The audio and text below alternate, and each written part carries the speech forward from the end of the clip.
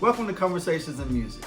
I'm your host, Wes Byrd, and on today's episode, we sit down with a legend, an awesome jazz pianist, producer, and composer whose sound and songwriting has set the bar for contemporary jazz over the past 3 decades.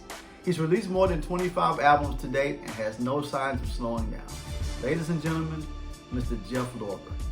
Welcome to the conversation. All right. What's up? Hey. Are you going to play some hot licks on that keyboard there for me? I know, right? How you doing, I don't man? even think I don't even think I got noise on my, I got a keyboard over here. Hold on. Can you see it? See if I can make some noise here. Hold on. Oh, this is making noise. See what I got. Okay, so I got that going. What I'm you working got with Herb Alpert, and he really likes my B3 playing. Like that's it. He just wants to hear me play B3, and that's it. Yeah? Are you producing a record on him? We're just doing I've worked with him a few times before, mostly in the early '90s. I think that's when it was that I produced an album, and we've kind of hooked up on a few things since then. Not that much, and then all of a sudden, just lately, I mean, we've written a whole bunch of songs. I don't know what's gonna happen. Yeah. One of them came out as a single. I think, I don't know, like 6 months ago or something, and. But yeah, I would imagine he's just kind of, he can do what he wants to do, and he's having fun. He likes to make music, and I like working for him, and so it works out pretty well. Cool. I'm sure you've been doing a lot of that since COVID, just studio stuff, writing and right. All that good Well, stuff. Yeah. I'm glad that I built the studio. And it's funny, I was just thinking about how I got started off with the whole studio thing. Yeah. Back in the 80s. Why I just told somebody this whole story because the first band I ever worked with was New Shoes. Do you know those guys? They had that song called I Can't Wait. Baby, I don't remember that. I can't wait. Do do do do do do do. Had that melody? Yeah, yes. But anyway, those guys were from Portland, and I used to live in Portland. And a mutual friend of ours named Marlon McLean, you might know. Do you know Marlon, guitar player from Pleasure? Yeah, I know. And so he introduced me to them, and that was my first project in my studio when it went gold. But it made me think about how I really didn't want to build a studio because I just thought it was like a lot of work. And this is a long time ago. I just thought I just thought it would be a lot of, getting things fixed and dealing with other things besides music that I just wanted to work on music. I didn't want to work on, driving something to the repair shop to get it fixed all the time or something like that. I kind of had this idea in my head of that it would be headaches to own a studio. Yeah. And what happened was I went to, this is when I was really a few years into making solo albums with Arista Records. I made a couple of albums and, pretty decent budgets back in those days, of course. That was the good old days of the record business. Yeah. And I was spending a lot of money on recording studios. And so I went to Westlake for something else. And there was this tape machine there, 24-track machine. Yeah. And it was for sale for $20,000. And I did some math real quick. And I realized I couldn't afford not to buy that. Yeah. Over the long haul, you was going to save. I couldn't afford not to buy it because I was spending more than that, like on studio time for just one album. Yeah. And then I was really lucky because I got some help from my dad. He lent me some money. He made me pay him back and everything, but he lent me some bread. And I was able to buy a. I guess I had enough money for the tape machine, but not the board. But I had a Soundcraft 2600, and that was it. I got started, and the first project was that New Shoes record, which was a gold record. So that was a nice way to start off. Nice. Yeah, you've probably put out how many records at this point? Do you know?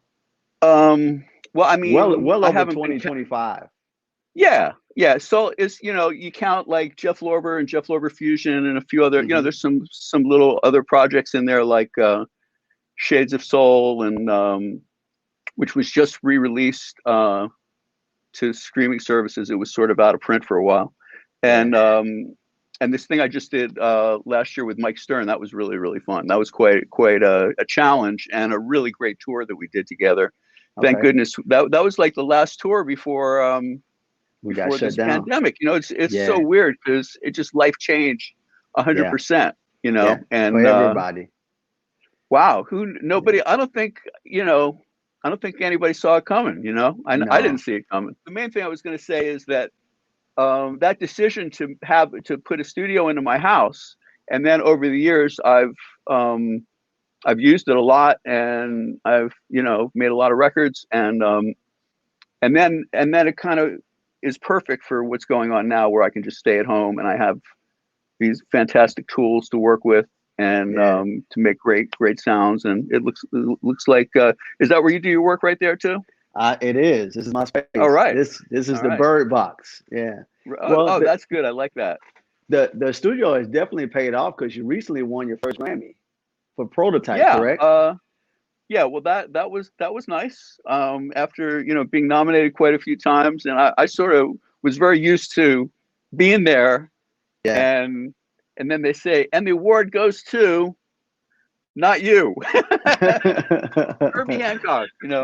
Gotcha. So what was it like finally winning your first one? After putting out so many records. It felt great. I mean, I wasn't really expecting it, to be honest with you, because like what I said, and it was in New York. Usually the Grammys are in LA. Yeah. And so that was my first and only time I've been to the Grammys at Madison Square Garden, and it was like cold, and usually in LA you kind of breeze into the Grammy Awards and it's a nice day, and they clear out, the police like clear out the place for blocks. So like in New York, they don't clear out anything. It's like I don't know, I think it's on like 8th Avenue or something, and there's a million people and there's a million cars going by, and it's freezing and it's raining, and it's a little different experience in New York, but no, it was a little surreal because I wasn't expecting it, and it was it's a great thing to happen. So I was happy about the whole thing. Yeah. And you started Jeff Lorber Fusion back in 1977. What was the vision for Jeff Lorber Fusion? Well, the thing that's funny is that I didn't really have. You might have thought I had some kind of master plan to make all this stuff happen.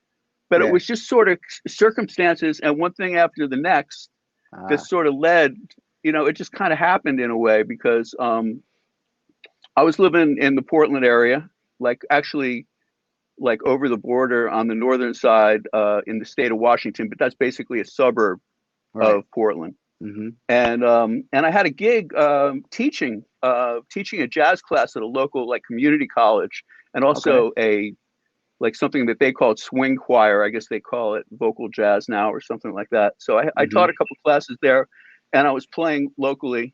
But I ended up, one of my students in this class had some studio time, and ended up meeting this engineer at this local 16-track recording studio, and he wanted to learn more about engineering. He could kind of tell I knew what I was doing a little bit, and he let me get in there to do some demos, because back then it's not like it is now, where you can just make your demo, you just start hitting record on your computer. They didn't have computers, so if you wanted to make a good sounding demo, you had to get into a studio, which means you had to have some money.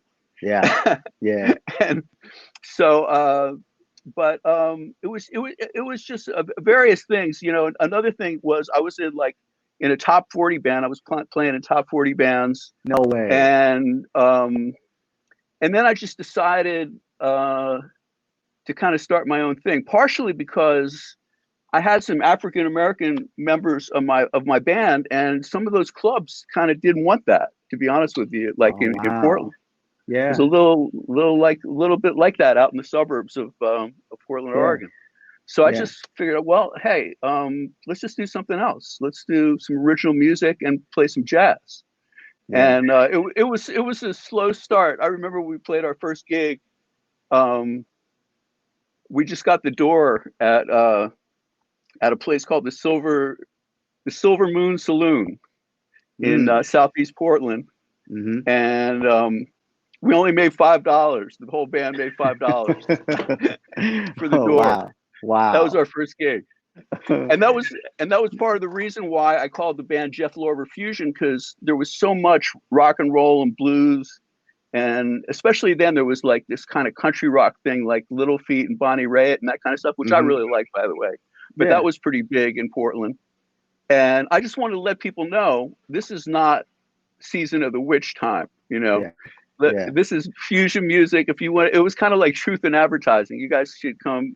If you want to come hear us, don't be asking for that kind of music, because we're doing something else. We're playing some jazz. And also, did you ever hear of a keyboard player named Tom Grant?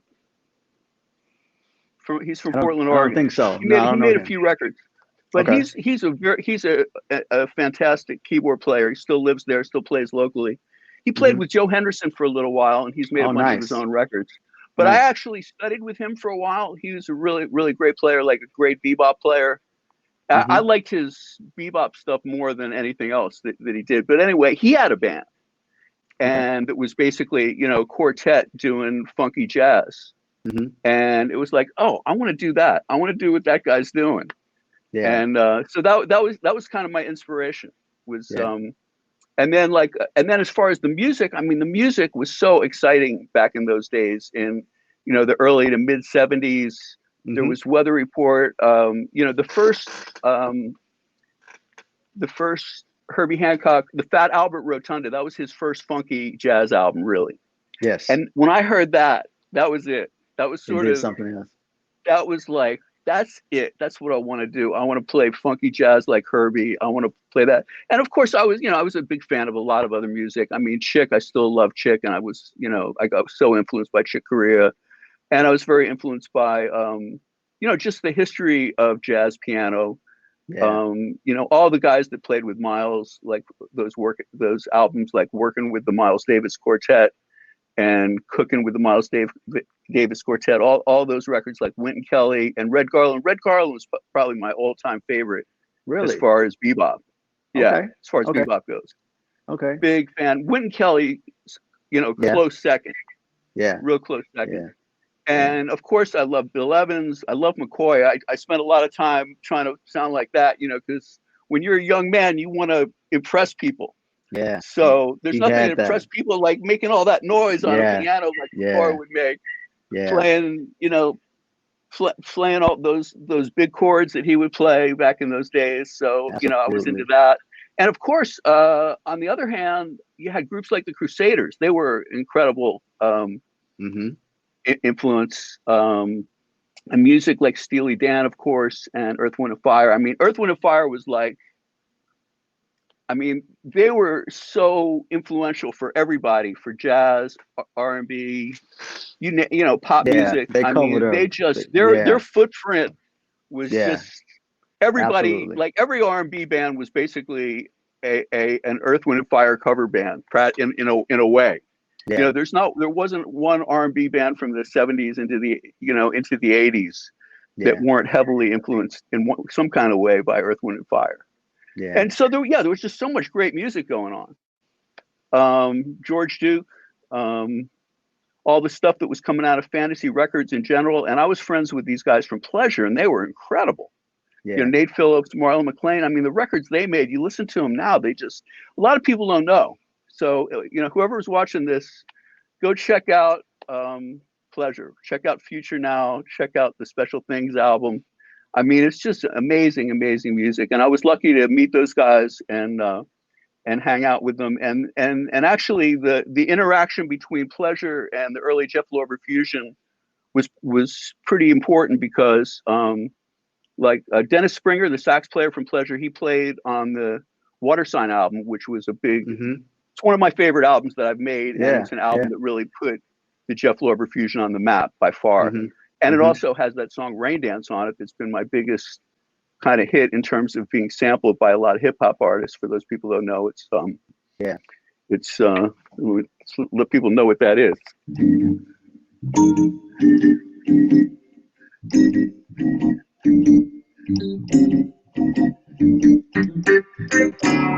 Anyway, so you know, and Water Sign and Rain Dance, and and not Wizard Island. Well, Wizard Island was another album, but that was one of my favorites from back in those days. But Toad's Place, yeah, I still like playing that music. And but anyway, so Dennis Springer played on the sax on that album, and he played amazing. Like his playing on that is incredible. He's got a thing that almost sounds like John Coltrane.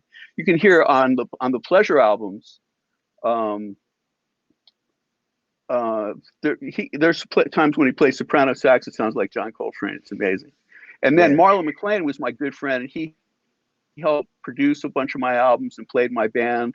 And Bruce Carter played with me a lot. And then, of course, Kenny G stole Bruce Carter from me, and he played with Kenny for many, many years. And but all of those guys, they're great, great, great players. I'm still really good friends with Nate Phillips. I'm still really good friends with Marlon. And you know, I see Nate quite often because he tours with all kinds of guys. He tours with you know, with Rick Braun and Richard Elliott and Peter White, and occasionally me. It's been a while since I've worked with him, but yeah, he's a monster player, and that's how he got his start. So whenever I see Marlon, especially when I see Nate, we always remember the good old days of when we were starting out, because I met him, I think he was probably like 17 and I was like 20 or something like that. I mean, 21 maybe. Yeah, kids. And he was just he would carry a boombox on his shoulder, like playing Jaco. Nothing but that first debut Jaco Pastorius album. That's all he was listening to. Yeah. And then Bruce Carter and Dennis Bradford, who was the drummer for my band from the early Jeff Lorber Fusion, they were really good buddies, and they would play together and practice together. And there was such great drumming from back in those days between, I think the big influence was like between David Garibaldi, Billy Cobham, Harvey Mason. Well, those three guys for sure. And then probably Mike Clark, I guess. And, too. The stuff, I mean, just ridiculous. What can you say? But those guys, they were just, they were kind of on their own. Nobody went to music school back in those days, You just had to pick up what you could. And they were very different, Bruce and Dennis. Like Dennis grew up in a musical family where his dad was a terrific trumpet player, and he just could play. He could just do it naturally. Yeah. Like, and it was a little bit messed up because he didn't actually know what he was doing. He just could do it. It's just natural. He couldn't. Yeah. He didn't really have an analytical understanding of music theory or rhythm or anything else. He just could sit down and play and sound great. And then and then Bruce. I think Bruce was sort of he was really an innovator because he had an ultra like simplistic but super hip approach to the beat. And some of those Pleasure songs, you just hear the space in between the beats that Bruce is making, and the sound that he gets. He had some very, very powerful but very short kind of kick and snares that just propelled the music like nothing else. I mean, it's just very minimalistic. That's the word I was looking for. Yeah. And those guys were working at Fantasy Records, and like all this equipment was new, like 8078 boards that are now considered, like vintage and really, like, man, if you can have an 8078 or, preamp or EQ, I mean, all this stuff was brand new, and it was like straight out of the box, and these guys were recording on it, like Prophet Fives were new. The guitars that they were playing are now considered vintage, and like those were brand new out of the box. There's just a sound to that music. Absolutely. And not to mention that we touched on it a little bit earlier, but the record business was doing great back in those days. They had a lot of money to spend, and they spent it, and they would spend it on jazz or progressive R&B, or they just, they'd make bets on things. Yeah. And it's just a different era because now the business isn't like that, unfortunately. When you listen to those old records and you think they sound good, the reason why they sound good is because there was money for people to spend a lot of time in the studio to experiment and to really get things right. Like basically Pleasure was given carte blanche to take as long as they needed to make the records because Fantasy owned the studio. Yeah. And the guy that was their engineer, who was the son of the owner of the company, Phil Capel, was a genius engineer. His dad, Ralph Capel, was the president of Fantasy. So it was just sort of like blank check to come on down and just take as long as you need. And that's why those records sound great.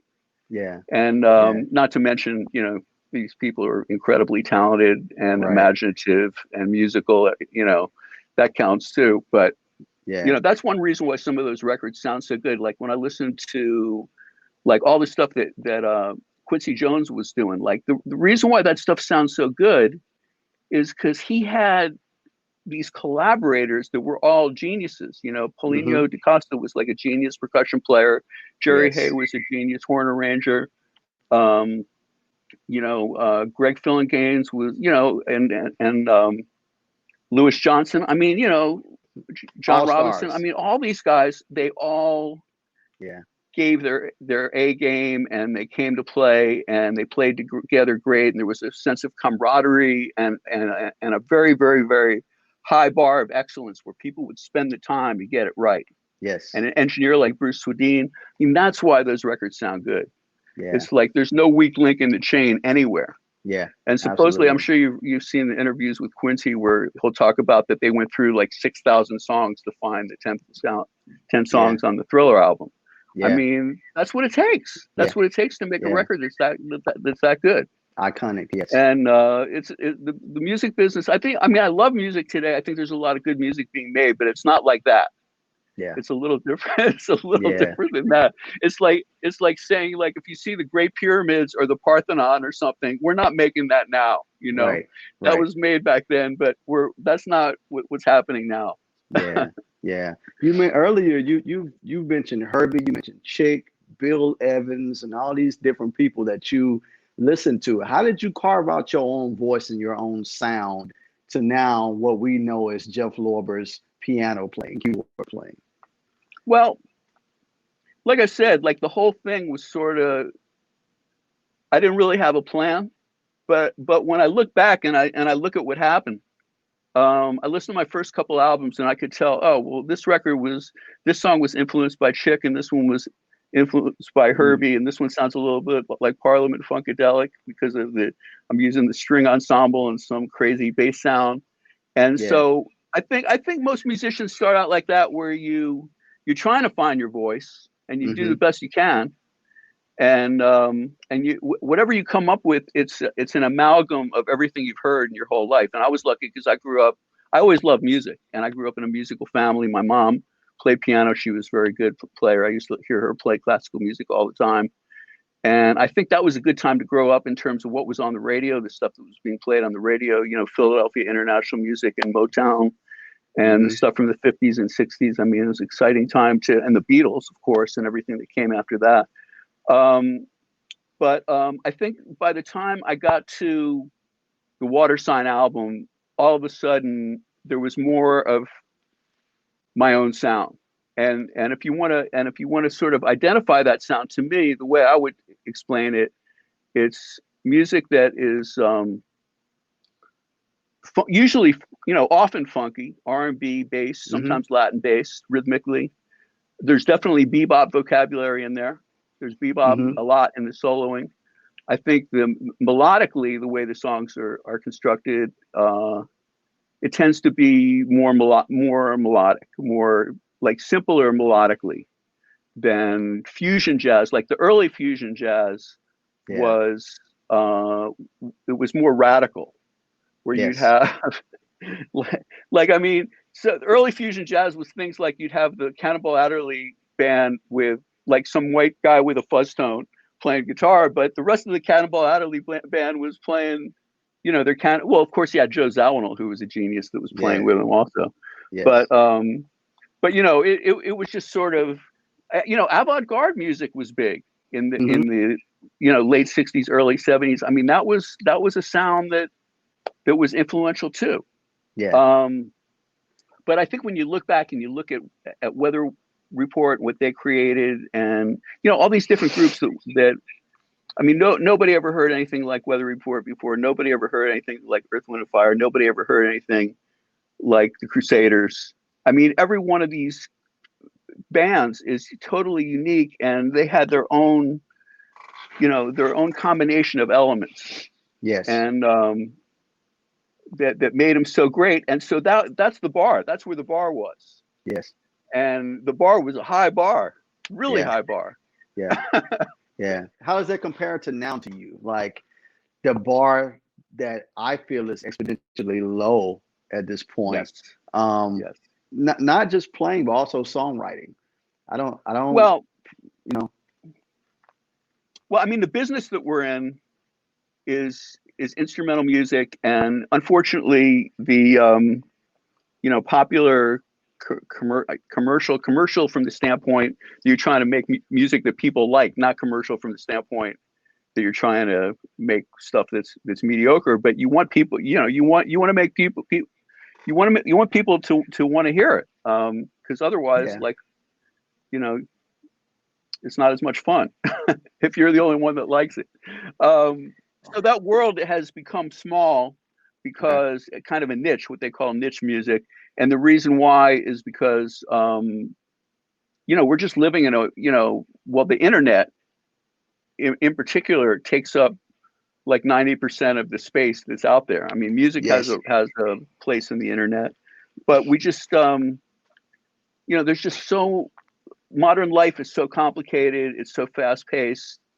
Everybody's so busy. Everybody's so over programmed that, we gotta deal with our little niche. And unfortunately, it's not like it was where there was a lot of radio stations and there was a lot of, it's very small, and there's not in general, there's not the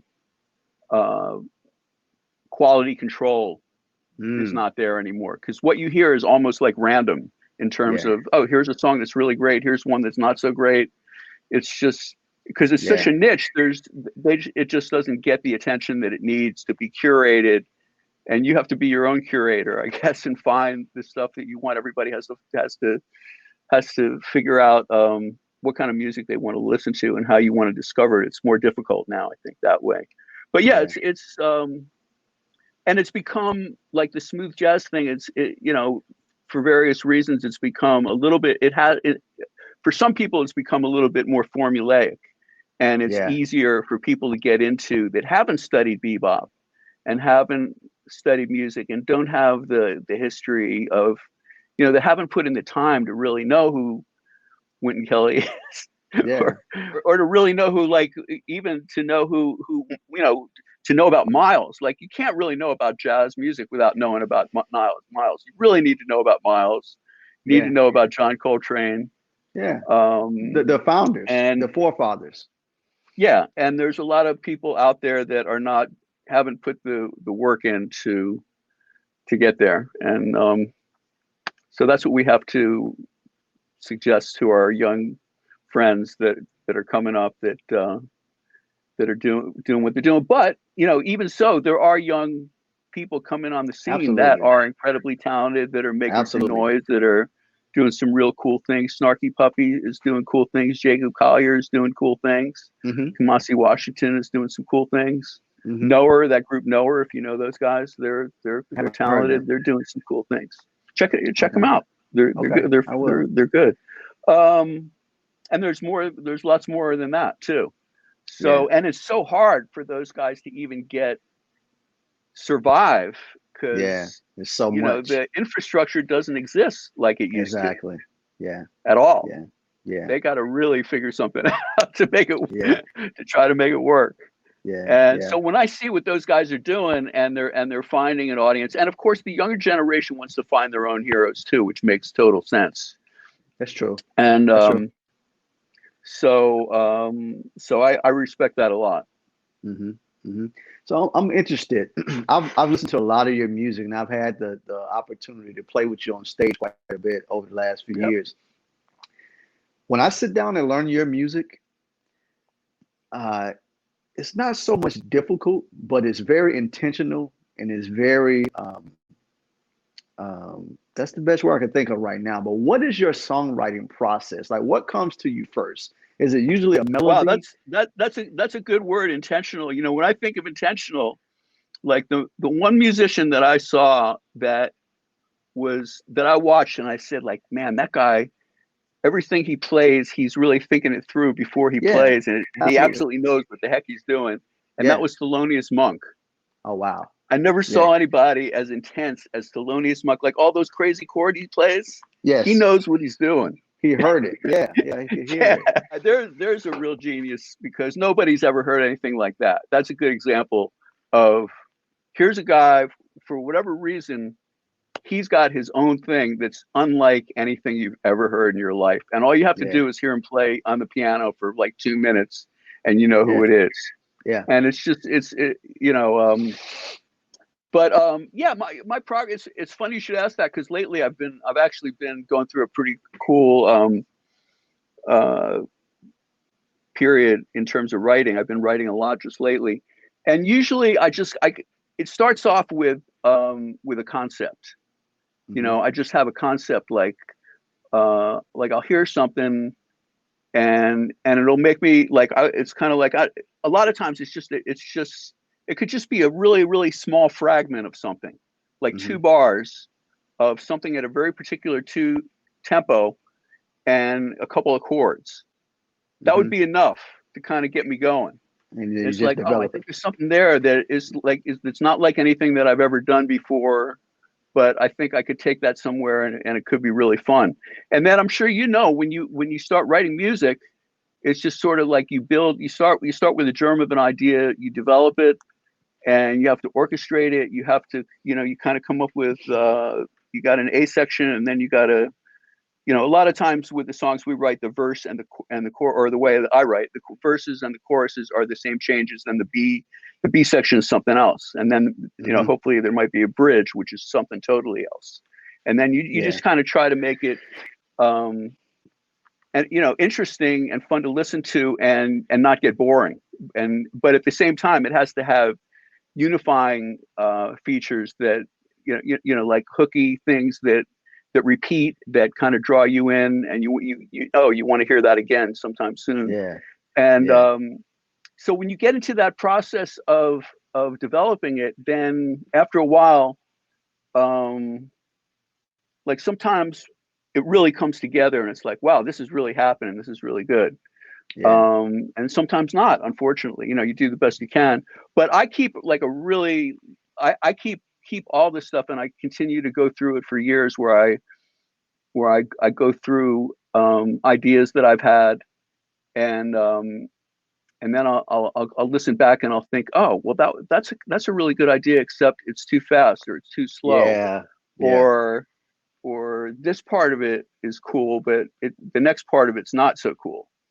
And so so a lot of times things go real smooth, and I'll write a song from beginning to end, and that's really cool, and there it is, and you play it for somebody, and and it works, but and it can all be something that happens like at one time, and then it's out the door and it's on somebody's record, and it's like a happy story. But then other times, I mean, I got other tracks that have been sitting around since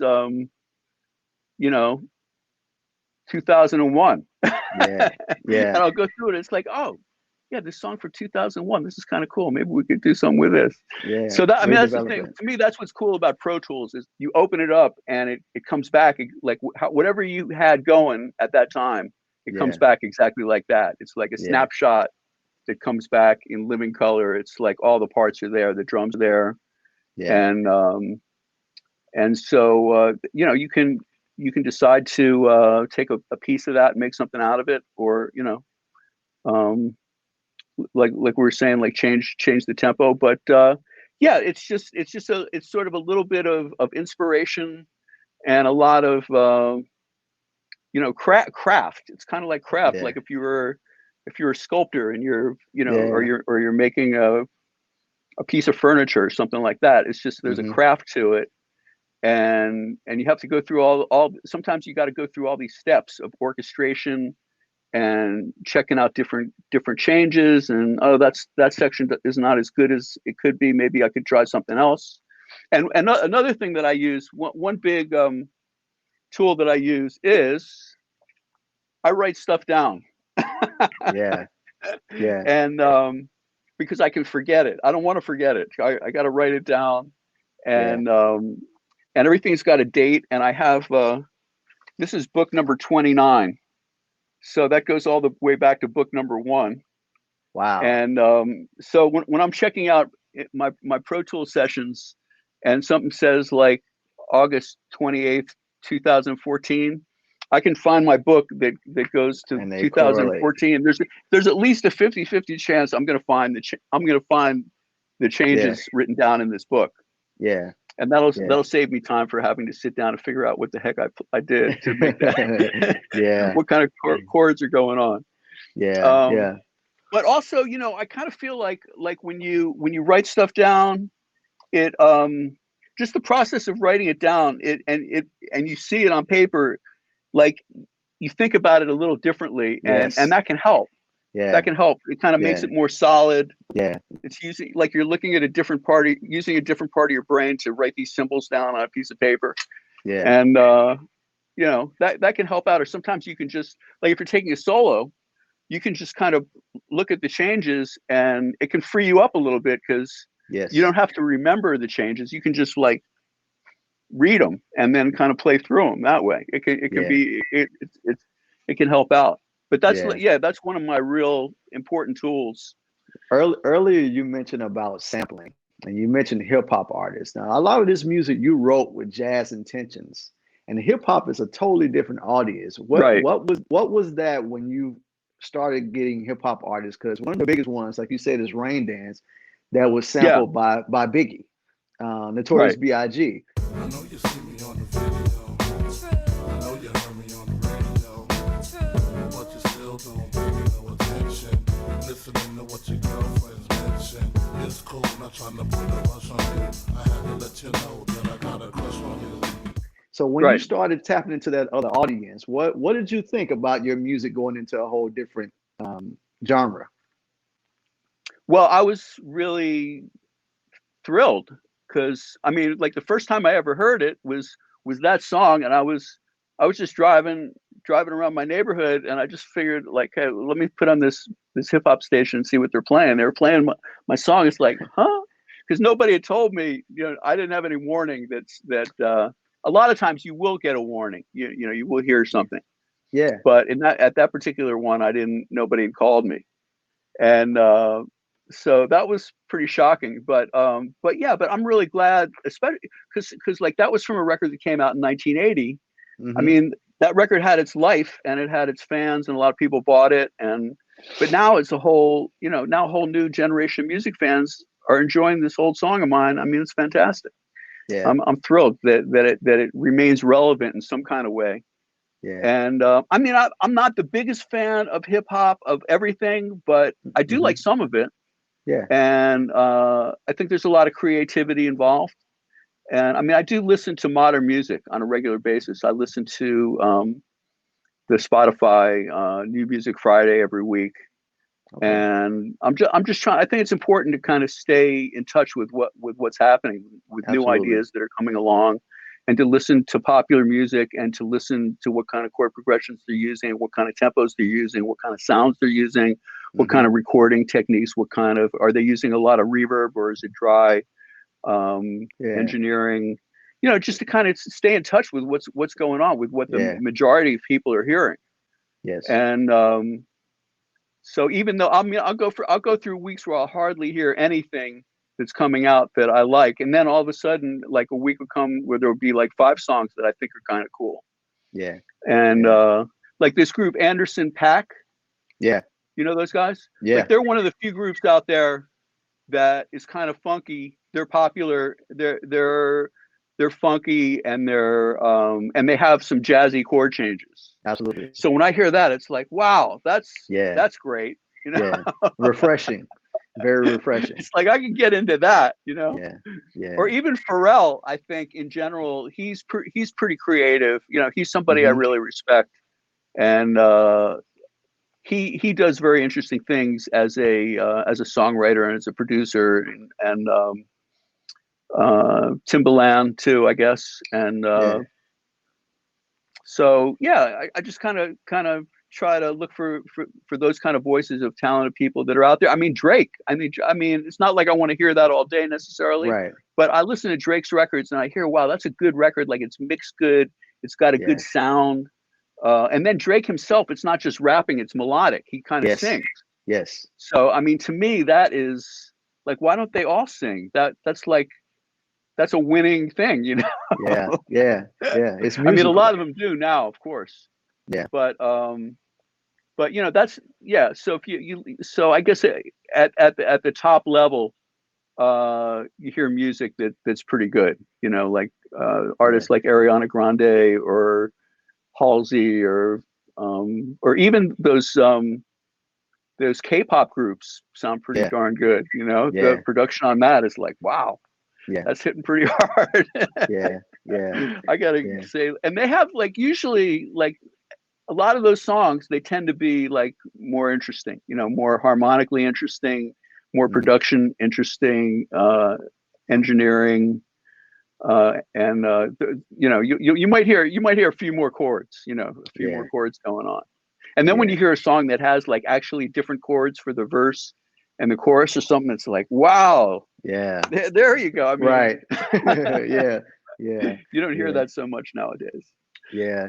You've produced a lot of different artists, and you've actually introduced a lot of artists. Kenny G being one of them, who went on to sell a lot of records, but he started on one of your records. Who are some of the collaborations that you would like to work with moving forward that you haven't?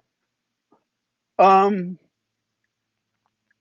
know, I mean, I think I've explained the kind of music that I like. So, I mean, if I had the chance to work with, like, I guess, you know, as far as instrumental artists, I work with everybody that's out there for the most part. Yeah. And, you know, with a few exceptions. But I guess if there was anyone else I was going to want to collaborate with, I mean, it would just basically be probably vocal artists that I think are musically interesting, like maybe like Sting or Sade or okay. Chem's one of my real favorites. I really like what Chem's doing. Yeah. I think his latest record has some really good stuff on it. Yeah. In fact, he's really special to me because, you know, that you don't hear guys making that kind of record. He's like like the Foo Fighters is sort of the last rock band. Chem's like the last R&B artist, you know. Yeah. And he's still making like R&B music that if Luther was around to hear what Chem's doing, I think he would definitely give it a seal of approval. You know. Yeah, absolutely. It's really, really beautifully put together. You know, cool lyrics, cool melodies. Very simple you know, like orchestration. It's real basic, but it's really, really good. You know, you can tell they spend time making that. Yeah. He has good musicians around him too. Very, very good musicians. Yeah, and he's got the same guys that he's been working with forever, and they're killer. Ron Otis and Al Turner, all those guys. Yeah, those are guys that have paid their dues for real. You know, absolutely. Those guys. Absolutely. They've done the work to be able to play the way they play, to play really simple but really super solid with a great feel. I mean, there's nothing.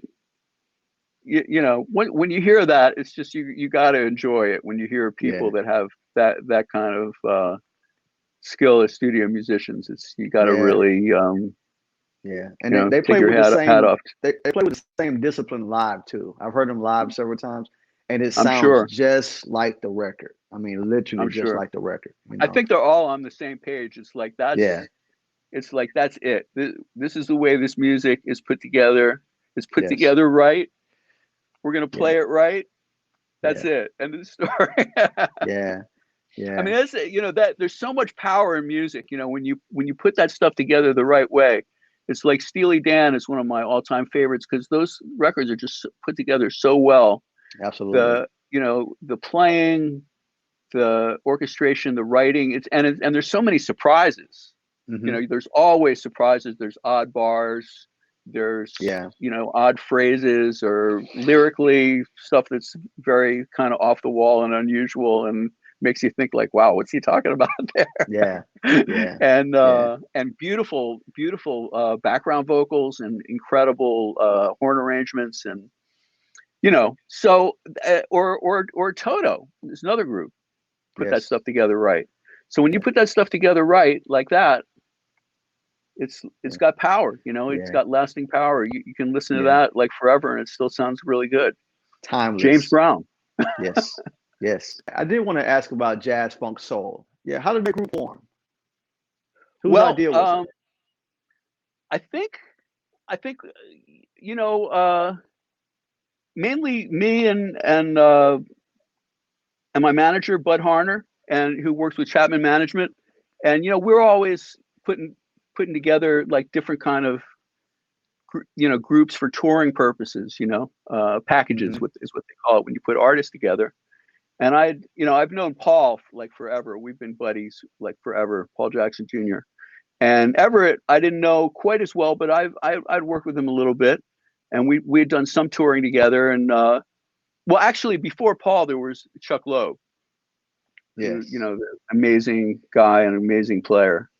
Yes. But it started out just as a package thing that we were playing gigs together, and then Okay. Shawnee kind of contacted, I think, Chuck, because Chuck and Danny Weiss from Shawnee were good buddies, and hey, would you guys want to make a record for us? So we made that record really fast, actually. Maybe a Okay. little too fast, the first record, but it had some success. So yeah, we kept the thing going, and I just have so much fun doing it because when you're a solo artist and then it's all on you, that's a lot of Yeah. pressure. But when you have a band like that where you get to spread the responsibility out to three different Yeah. guys when it comes to material and everything else. And also Everett's really cool. He's sort of our leader when it comes to just kind of like who gets paid and handling like a Okay. lot of details when it comes to touring. Like Yeah. we let him have it, you know. Okay. Okay. Okay. And he's really good at that. He's very organized, and so he has that kind of talent where he could do that, and he doesn't mind doing it. Nice. But yeah, it's fun to play in a band. It's fun. It's fun, especially when it's guys like that are that talented. And Yes. I think it's kind of cool because we're all sort of different. We all have different, musical styles that kind of fit Hmm. together nicely. And Yes. so you got saxophone, guitar, and keyboards, and so then all we need is a bass player and a drummer, and that's it. Drums. And then we Hmm. got, that's all we got to have. Yeah. And it's been a lot of fun. And so the festivals really like it, because it's like having three big names instead of one. And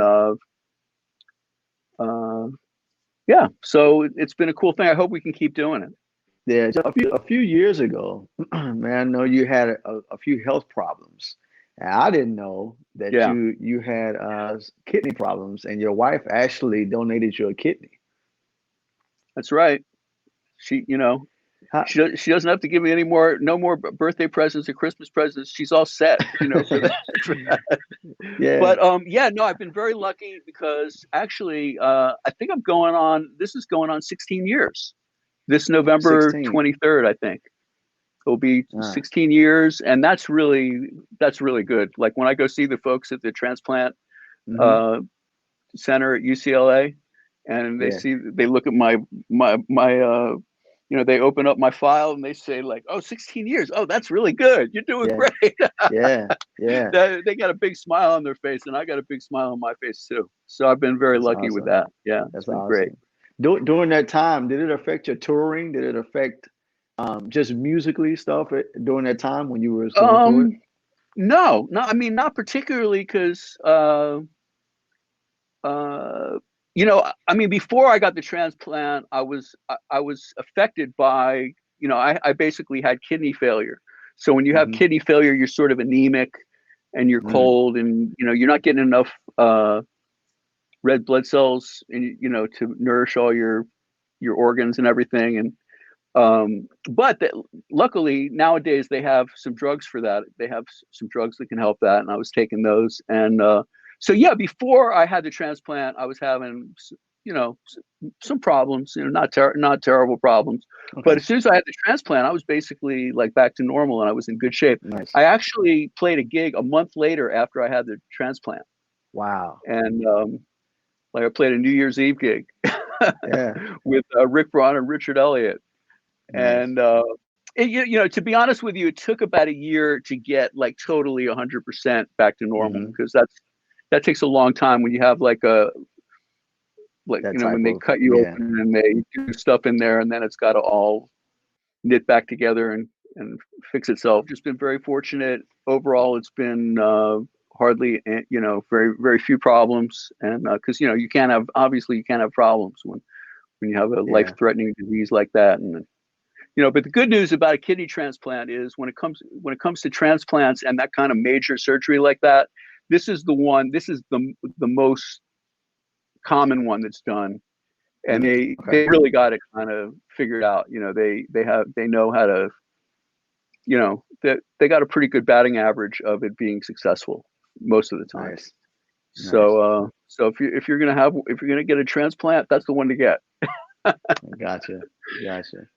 Well, Jeff, where can people find you online? Okay, Lorber.com is my website, and on Instagram, I'm probably on Instagram more than anything else, and I think it's just Jeff_Lorber, I believe, is what it is there. Okay.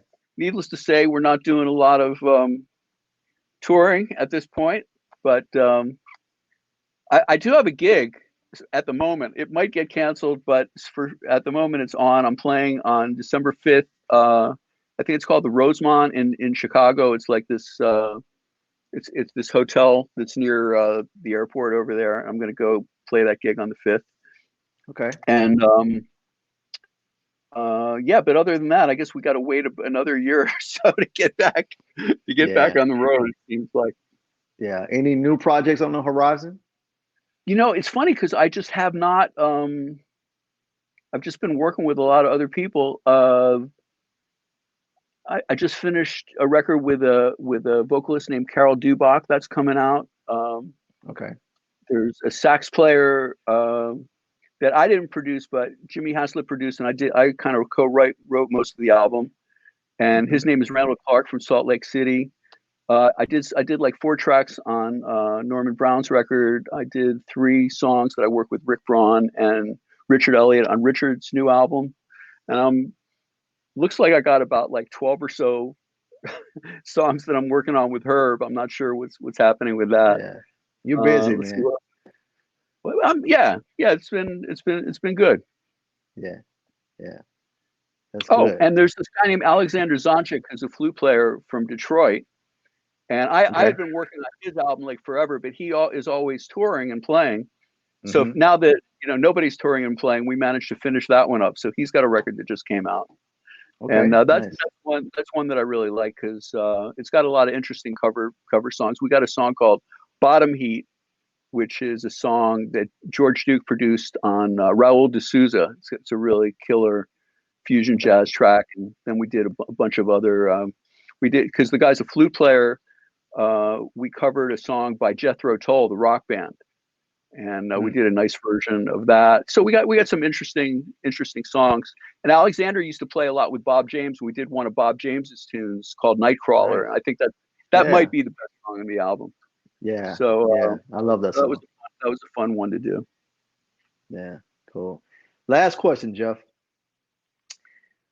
Looking back over your life and over your career, what conversation would you have with your younger self? Wow. I'm sure there would be things that I would change if I could, but in general, whatever happened turned out okay, I guess. I can tell you one thing that I sort of regret a little bit, which was, but even that, had a positive side, which was when I was on Arista Records, at some point, Clive Davis, who was running the record company, he basically one day woke up and he didn't really want to have a jazz division anymore. He just wasn't that into it. I'm not sure why. because he had a hell of a jazz division. You know, he had the Brecker brothers and the early GRP and Harvey Mason and you know, Angela Bofill and Dave Grusin and he had so much stuff going on with jazz. Yeah. It was pretty cool. Which is why I signed there. But so he wanted me to add vocals to my music and go in a more R&B direction. Mm. And I was just young and I didn't know any better, really. I mean, and plus he's like, if you work with Clive Davis, you definitely don't want to go against him because he's the boss and you know, if you don't do what he says, it's not going to be a good thing. But I just thought, oh yeah, I like R&B music, so I'll start having some vocals on my record. Mm-hmm.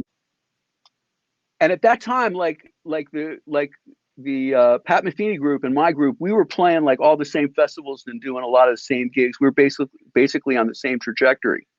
Mm-hmm. And when I put that record out, which was the Facts of Love album with Karen White, I mean, mm-hmm. we had a lot of success with that. But I think a lot of my fans that liked what I was doing as instrumental music, I think I lost those fans. Mm.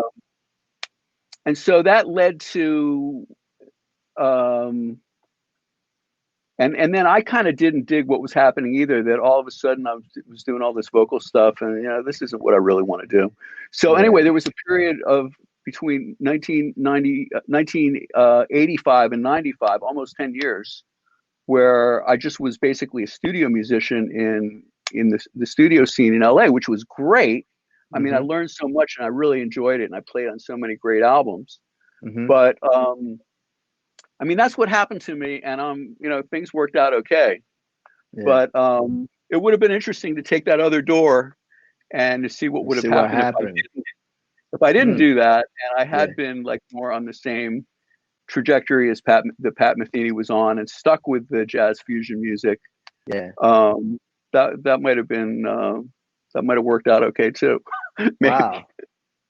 10 years. But it was like Clive said, hey, we want you to do some R&B stuff. It's like, oh, okay. That sounds good. I like that. I like that music. Yeah. I should have been, because the thing is, when Clive Davis tells you to do something like that, he doesn't have to live your life, you know.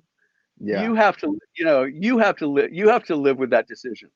Mm-hmm. And so you got to be real careful about the decisions you make. So I guess if I was going to say something to the young aspiring musicians out there about what it would be like to talk to your younger self, just when you make those decisions, like really think them through and think about the ramifications of what you're doing and where it's going and what might happen, and try to make the best decisions you can, because that's all you can do. Yeah, great advice, Jeff. Great advice. Jeff, thank you so much for coming on. Oh, thank you. Thanks for having me. Hopefully, we'll be on the stage soon together somewhere, because we see each other. I don't know how many times a year. I love that. Yeah, it's been too long. You know, that's the thing, is like keyboard players. It's rare that you get to know other keyboard players and hang out, because usually you're the only keyboard player in the band most of the time. So you don't get to meet keyboard players. I remember when I was nominated for a Grammy a couple of times, and I got to hang out with George Duke, because I would never hang out with George Duke because we both do the same thing. Right. And so it's nice to get to know him. He was really. Did you get to know George at all? I didn't get a chance to meet him, man. I didn't. Yeah, he was just a sweetheart and a very nice guy. And how about Joe Sample? Did you get to meet Joe at all? That's another guy. He was very. That's a guy that's very opinionated. You know, he definitely knows what's up for him. You know, it's all about Texas and jazz history and bebop and, you know, New Orleans. Yeah. And, you know, so he lived most of his life in Houston. He moved back to Houston, and he wanted to be closer to that rootsy thing, that Houston thing. Yeah. And he's also still one of my all-time favorites in terms of, you know, just his writing and his playing is incredible. Absolutely. So there you have it. Oh, man. Thanks, Jeff. And I'll see you soon, brother. Okay. Hope so. Have a Thanks. good one. All right.